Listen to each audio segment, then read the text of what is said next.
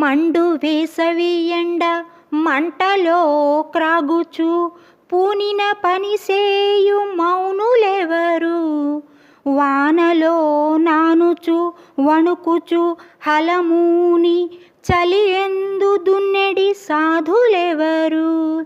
రాళ్లలో నడవిలో రాత్రింబవలును తడబాటు లేనట్టి తపసులెవరు?